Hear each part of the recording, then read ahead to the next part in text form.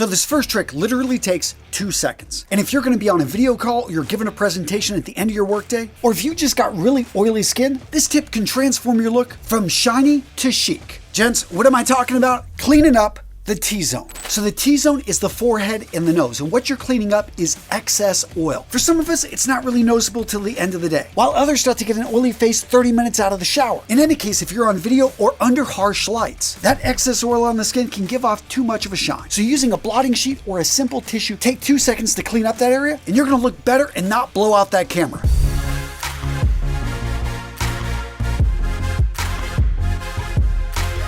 Now this next one takes less than a second because you don't even have to make a choice here, and that is just simply wear the clothing you laid out the night before. I know it's a little bit of a cheat here because you probably spent 5 to 10 minutes laying out that clothing, but the point is in the morning, you don't have to think, you don't have to spend any bandwidth, you simply wear what you chose the night before. And for me personally, that's why I love a good clothing valet. You can see how everything's gonna go together, how the colors are gonna work with each other, and if you really do wanna give yourself more options, you can always lay out a couple pieces here or there that are interchangeable and will work with pretty much everything you've already got laid out there. But yeah, this one hack can change everything because you don't have to be looking for your shoes. There are going to be no surprises with a stain on a shirt or any time spent looking for the watch that you wanted to wear with that jacket or shirt. The next 3-second tip, do a full-length mirror scan. I encourage every guy out there to have a full-length mirror either in your room or near your door. The goal here is before you walk out for the day, you look at yourself up and down, looking to catch anything that's off. Now, obviously, if you spot any wrinkles, stains, or tears, you can take care of it immediately by either spot ironing, cleaning, or quickly changing the garment. But another detail I always look for on a button-down shirt, did I button it up correctly? Seriously, we've all made that mistake. We don't feel it, but when we look at ourselves in the mirror and that collar is misaligned, yeah, we instantly catch that mistake before we walk out the door. Another 1-second detail right here, make sure you've got the gig line set. The gig line is an imaginary line that aligns with the placket, your belt buckle,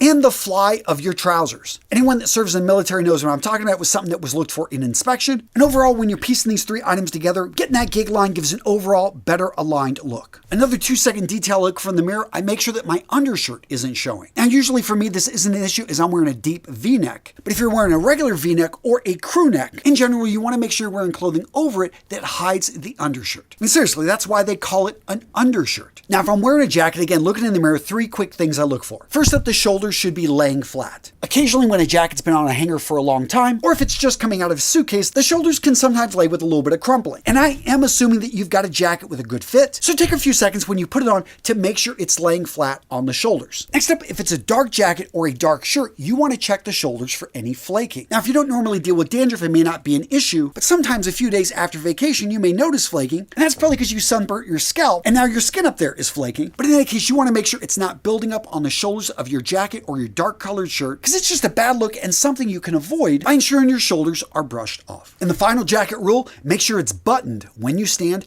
unbuttoned when you sit. Now the buttoning rules for a jacket, if it's 2 buttons, the majority of jackets out there, it's just going to be the top button. The bottom button, we never button. Now the reason being, besides tradition, is that most jackets are designed and cut in a way they are going to best fit the body with that button unbuttoned. Now if it's a 3-button or more jacket, it's going to be the middle buttons that you want to have buttoned.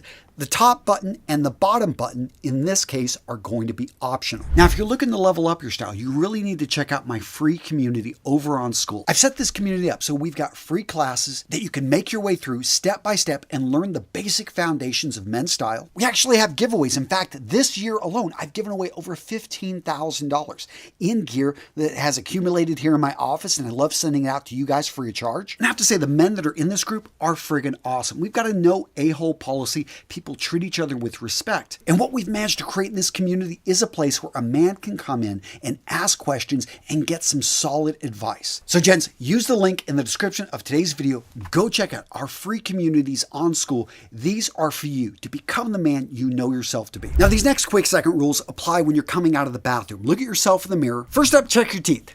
Especially after you've just eaten, you want to make sure you don't have anything on them. Next up, look at your eyebrows. Now, ideally, you're trimming these or having your barber trim them every couple weeks. But if you have a few crazy loose hairs, you can simply use a little bit of water to try to get them to hold in place. Or in a pinch, if you've got a bit of lotion, that'll work as well. And when you're washing your hands, yes, spend 20 seconds going back and forth with the soap. But make sure to get under those nails, as there's nothing that makes your hands look more gnarly than long, dirty fingernails. The next tip, don't be afraid of doing a lightning fast accessory swap. So you're getting dressed, putting everything on, look at yourself in the mirror, and you realize, my watch, it really doesn't do anything. Go for a watch that provides a little bit of pop, a little bit of shine. Or maybe if you've got 3 to 4 different pairs of glasses, maybe a couple pairs in unique colors or styles, take an extra couple seconds, look at yourself in the mirror, choose the one that really works, the one you're feeling for that day. Now, once you're fully dressed, but before you leave your house, give yourself a pat down. What you're looking for are things that were left in the pocket, things that you don't need to be carrying throughout the day. We want to create a streamlined silhouette. You don't want to have to carry anything that you just simply forgot in the pockets. It's a small thing, but that bulky keychain that you don't need and is making noise, guy, you don't want to say, hey, why in the world am I even taking this to work? You're not only making your outfit look a bit more heavy, you're increasing the chance you're going to lose them. Yeah, jettison anything you don't need. We're going for a clean silhouette. Next up, let's talk about the top-off spray for sillage. So in the world of fragrance, a lot of guys confuse sillage with projection. Projection is how a fragrance radiates off a person.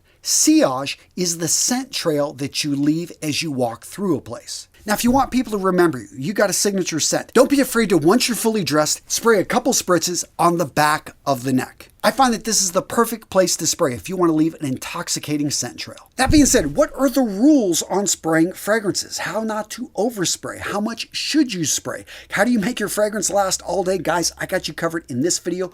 Boom, right here. Go check it out. Oh yeah.